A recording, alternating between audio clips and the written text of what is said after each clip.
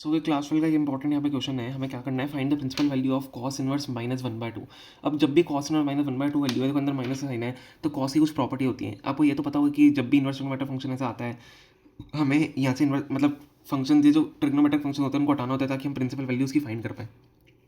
तो अंदर हमें क्या लाना पड़ेगा, हमें एक नॉर्मल ट्रिग्नोमेट्रिक फंक्शन लाना पड़ेगा ताकि उससे कॉस इनवर्स जो है वो कैंसिल हो जाए, क्योंकि आपको पता होगा कि जब भी कॉस इनवर्स बाहर है और अंदर कॉस एक्स जैसे हमें आ गया, तो एक कॉस से जो होते हैं कॉस इनवर्स मतलब ट्रिग्नोमेट्रिक फंक्शन से इनवर्स ट्रिग्नोमेट्रिक फंक्शन कट जाते हैं और जो हमारा एंगल होता है वो बदल जाता है एक्स, हमारा आंसर आ जाता है।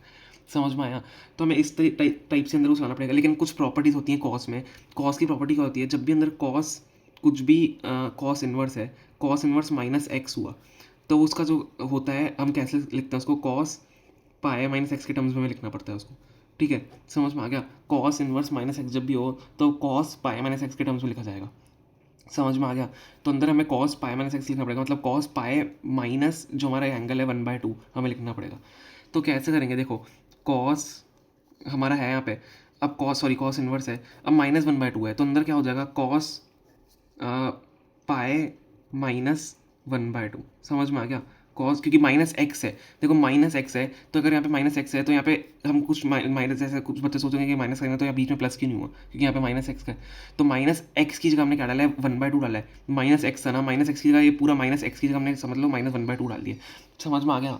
तो ये हमें कुछ साइन यहाँ पे चेंज करना नहीं होगा। तो पाए -1/2 यहाँ पे दिया हुआ है।